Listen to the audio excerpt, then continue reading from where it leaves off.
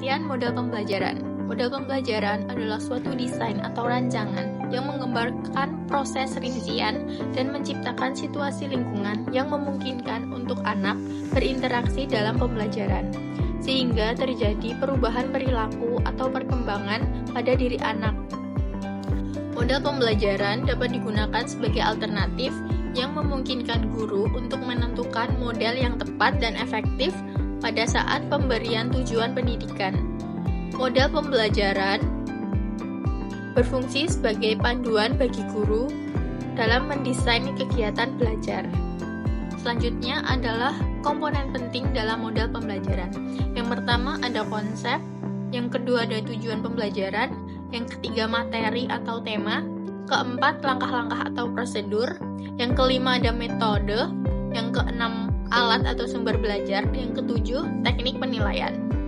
Lalu ada macam-macam model pembelajaran yang diterapkan di PAUD yang ada di Indonesia. Yang pertama ada model area, yang kedua model sentra, ketiga model sudut, yang keempat model kelompok, dan yang kelima model klasika. Model pembelajaran area. Model pembelajaran area ini dikembangkan oleh HighScope di Amerika Serikat dan dikenalkan di Indonesia oleh Children Resource International. Model pembelajaran area ini memfasilitasi kegiatan anak baik secara individu maupun berkelompok untuk pengembangan semua aspek yang dimiliki oleh anak. Areanya ditata secara menarik.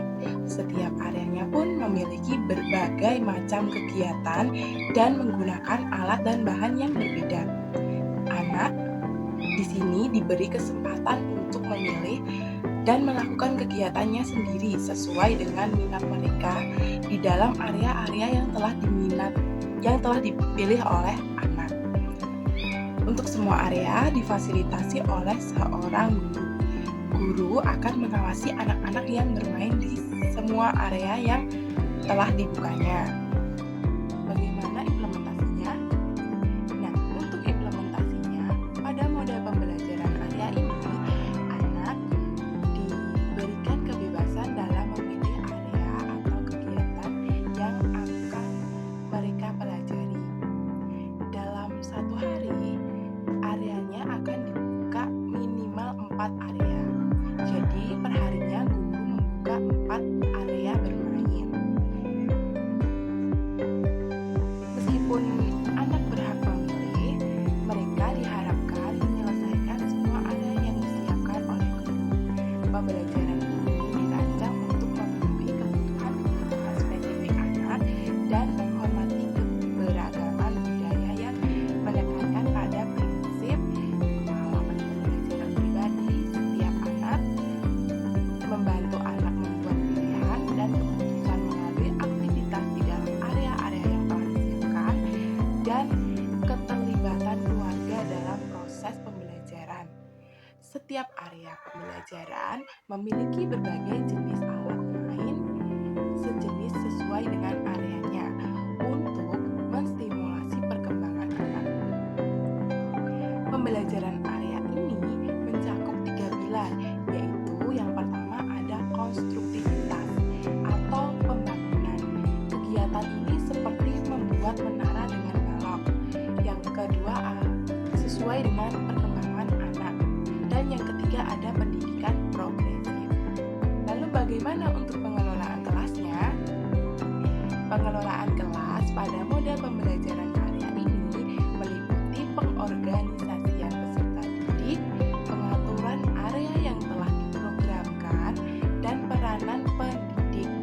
Untuk itu, hal-hal yang diperlukan dalam pengelolaan kelas ada yang pertama, alat main, sarana prasarana diatur sesuai dengan area yang diprogramkan pada hari itu. Semisal ingin memilih area pasir, nanti area pasir membutuhkan alat main dan sarana prasarana apa aja dipersiapkan dan sesuai program yang akan dilaksanakan pada hari itu. Untuk yang kedua ada kegiatan yang dapat dilakukan dengan menggunakan meja, kursi, karpet, atau tikar sesuai dengan alat yang digunakan. Untuk yang ketiga ada pengaturan area yang memungkinkan peserta didik dapat memberikan motivasi, pembinaan, dan penilaian untuk anak. Yang keempat, pendidik memperhatikan perbedaan individu di setiap peserta didik pada saat melakukan kegiatan di area. Nah, tadi kan sudah dijelaskan untuk satu harinya atau perharinya area itu dibuka minimal 4 area. Lalu apa saja sih jenis-jenis model area? Kok minimal dibukanya hanya 4 kegiatan main atau 4 area aja?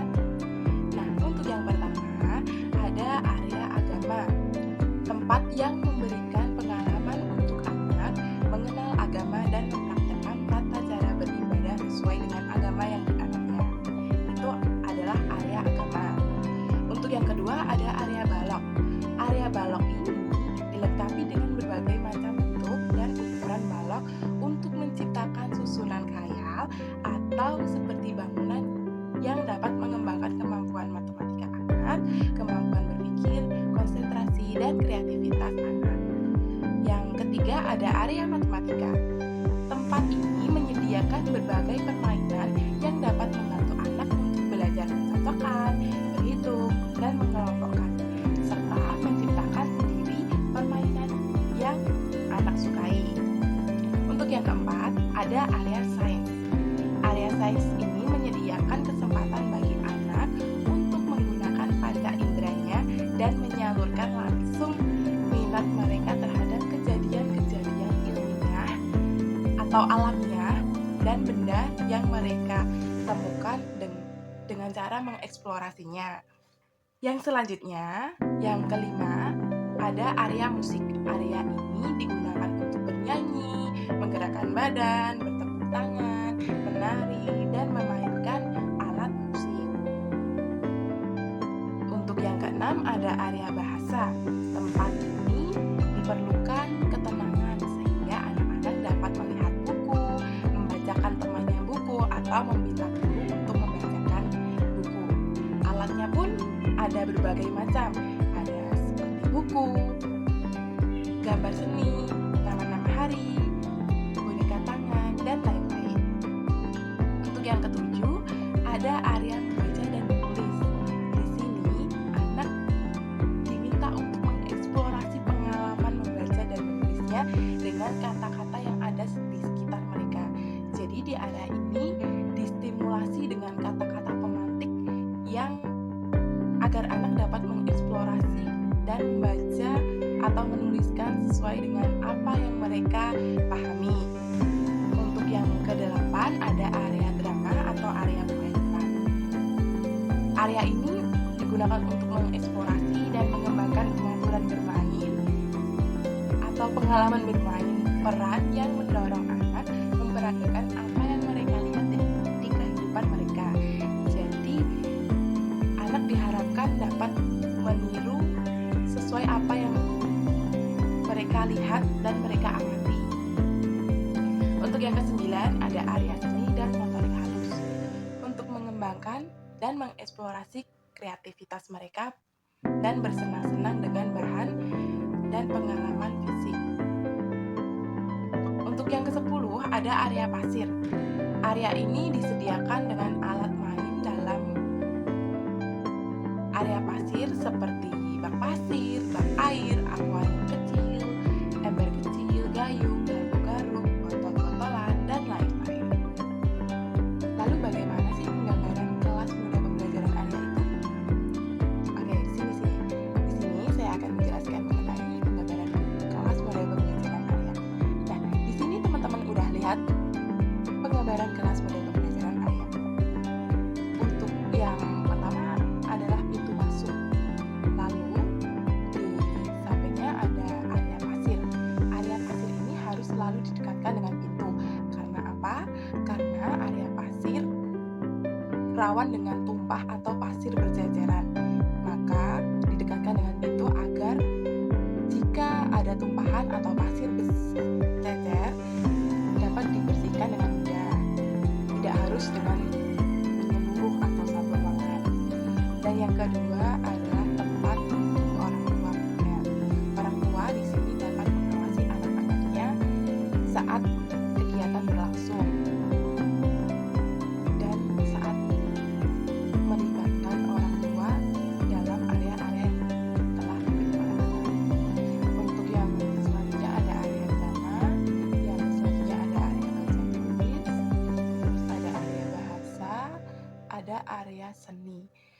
Pada area seni ini diberi ruangan yang cukup luas agar anak dapat mengeksplorasi seni yang mereka imajinasikan. Yang selanjutnya ada area matematika, lalu ada area balok. Nah, area balok ini dengan area matematika harus selalu berdampingan atau kalau bisa dijajarkan. Karena apa? Mereka peralatannya saling berkesinambungan. Jadi satu sama lain alatnya bisa dipinjamkan dan dimanfaatkan. Misal di area matematika membutuhkan berbagai macam balok. Nah, di situ bisa dipinjamkan di area balok. Yang selanjutnya ada area agama, ada area musik, dan area sains. Untuk yang di tengah-tengah digunakan untuk pertemuan awal dan pertemuan akhir. Jadi untuk kegiatan inti dan kegiatan penutup dilakukan oleh guru di tengah-tengah ruangan. Model yang selanjutnya adalah model sentra. Model sentra bertujuan untuk mendorong anak bermain aktif di area bermain. Anak dianggap sebagai subjek otonom yang bebas memaksimalkan potensinya. Tugas guru hanya sebatas dorongan, fasilitasi, dukungan, dan bimbingan. Selain itu, tujuan dari model pembelajaran sentra adalah untuk meningkatkan semua aspek kecerdasan anak, termasuk kecerdasan sosial emosional anak. Ciri khas pijakan dalam model sentra adalah duduk melingkar. Untuk merangsang perkembangan anak pada tahapan yang lebih tinggi, pendekatan ini menggunakan 4 pijakan, yaitu pijakan lingkungan bermain atau persiapan, pijakan sebelum bermain, pijakan selama bermain, dan juga pijakan setelah bermain. Setiap sentra mendukung perkembangan anak melalui 3 jenis bermain, yaitu bermain sensori motor atau fungsional, bermain peran, dan juga bermain konstruktif. Kelebihan dari model sentra dalam pembelajaran yaitu anak mengkonstruksi sendiri pengetahuan dan pengalamannya, mengajarkan anak mandiri dan bertanggung jawab terhadap pekerjaannya, serta mengajarkan anak untuk bersosialisasi. Jenis-jenis sentra yang pertama ada sentra instan, yaitu mengajarkan kehidupan beragama, mengajarkan ciri-ciri agama yang berbeda dan juga cara menghormati agama lain.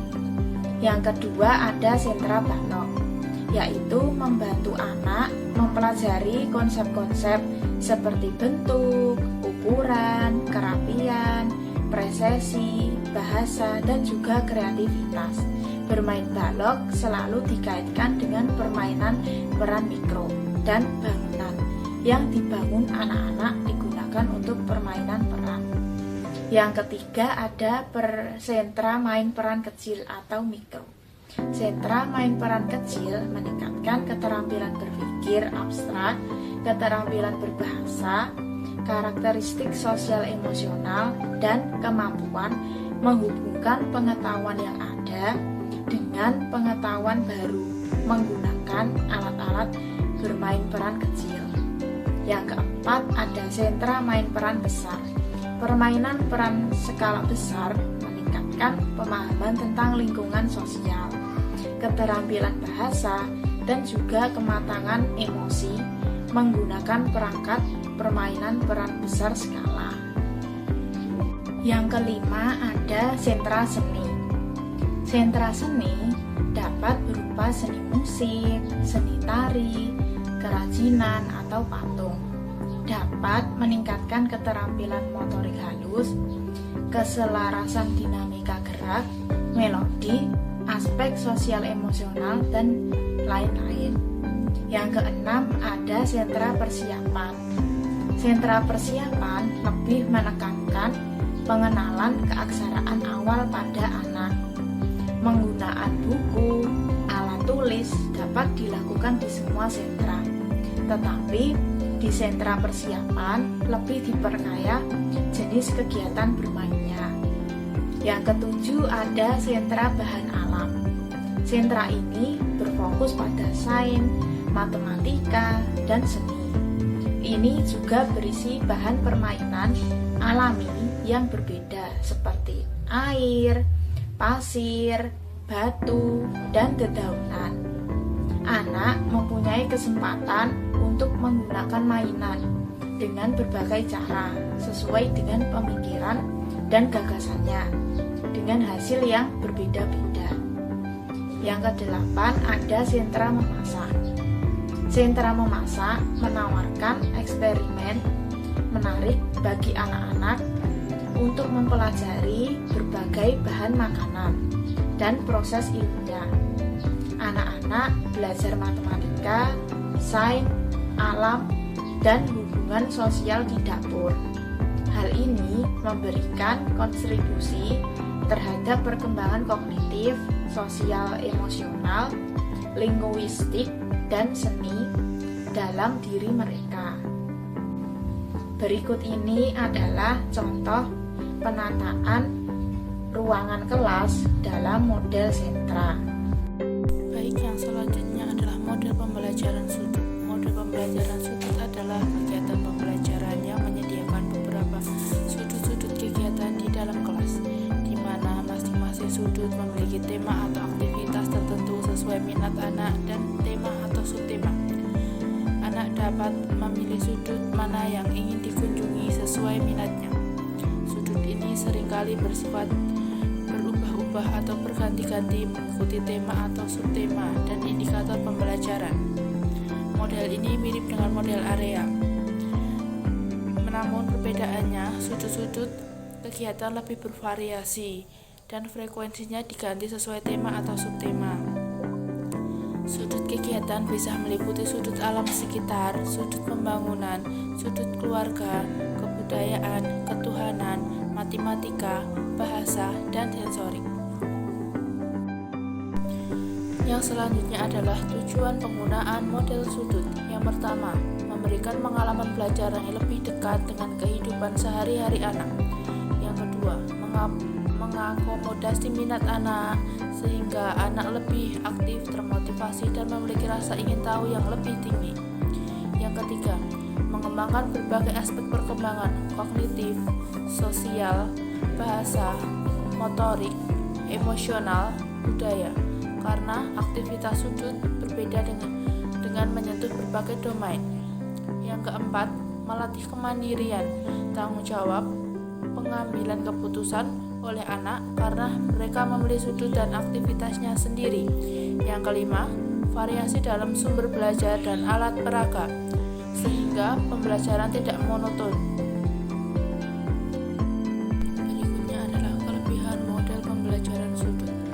Kelebihan model pembelajaran sudut yang pertama adalah variasi aktivitas. Anak jadi tidak bosan karena sudut-sudut dan alatnya bisa berubah-ubah setiap harinya. Yang kedua, menemukan minat dan motivasi belajar karena anak bebas memiliki aktivitas sesuai kesukaannya. Yang ketiga, pengembangan aspek holistik.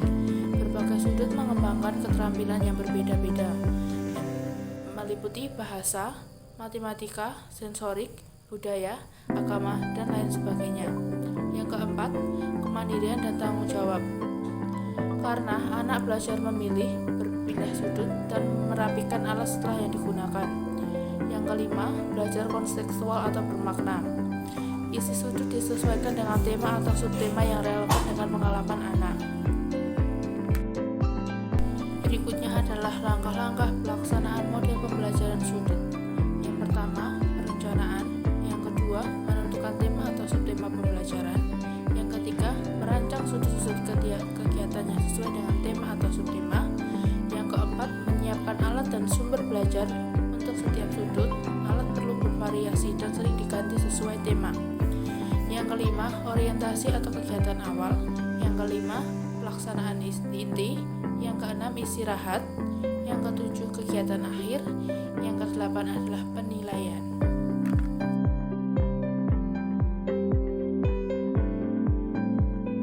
Selanjutnya, model pembelajaran kelompok. Model ini merupakan suatu strategi pembelajaran yang melibatkan adanya partisipasi siswa di dalam kelompok kecil atau kelas kecil model pembelajaran kelompok ini dapat memungkinkan guru untuk mengelola kelas secara efektif karena di dalam model ini melibatkan adanya interaksi dan komunikasi. Menurut pandangan Vygotsky, komunikasi sangatlah penting bagi anak karena dengan komunikasi anak berkembang tentang hal yang baru. Ada dua jenis pembelajaran kelompok. Yang pertama, model pembelajaran kelompok karya individu atau individual. Masuk dari model ini, guru nanti menyiapkan beberapa kegiatan yang akan dipilih anak dan menghasilkan karya individu atau karya anak sendiri. Terus yang kedua, model pembelajaran kelompok. Kegiatan ini dikembangkan menjadi kegiatan bermain yang dilakukan secara bersama atau secara kelompok dan dapat menghasilkan karya bersama atau karya kelompok. Di model pembelajaran kelompok ini ada kelebihan dan kekurangan. Kelebihan yang pertama memungkinkan siswa untuk mengambil lebih banyak tanggung jawab. Terus yang kedua, melatih siswa untuk berpartisipasi secara aktif. Terus kekurangannya yang pertama, siswa yang memiliki kelebihan akan merasa terhambat oleh siswa yang kurangnya memiliki keterampilan. Terus yang kedua, membutuhkan waktu yang lama. Yang terakhir, adanya potensi keributan dan pergerakan. Nah, di sini ada contoh pengelolaan kelas menggunakan model pembelajaran kelompok. Selanjutnya adalah model pembelajaran klasikal. Model pembelajaran klasikal adalah sebuah model yang mengacu pada pendekatan guru dalam pembelajaran, di mana guru bertindak sebagai sumber informasi dan membimbing seluruh kelas secara bersama-sama. Siswa mendengarkan dan mengikuti instruksi guru dan menyelesaikan tugas yang diberikan. Model pembelajaran klasikal sering digunakan dalam situasi di mana guru perlu menyampaikan informasi penting kepada seluruh kelas. Area di mana guru memberikan pengajaran kepada seluruh kelompok murid dalam kegiatan pembelajaran bersama-sama. Selanjutnya mengenai kelebihan dan kekurangan model pembelajaran klasikal. Model pembelajaran klasikal memiliki kelebihan yang pertama yakni mempermudah guru dalam melaksanakan kegiatan pembelajaran. Yang kedua, proses pembelajaran berlangsung lebih cepat. Yang ketiga, metode yang digunakan adalah ceramah dan tanya jawab. Dan yang keempat, guru menjadi pusat perhatian di kelas. Sementara itu, kekurangan dari model pembelajaran klasikal yang pertama ada guru kesulitan mengamati perkembangan setiap anak didiknya. Yang kedua, pembelajaran tidak mencapai hasil yang maksimal. Yang ketiga, hanya bisa menarik kesimpulan dari sebagian besar anak. Dan yang keempat, anak tidak dapat berkembang secara optimal. Dan yang terakhir, tidak memperhatikan minat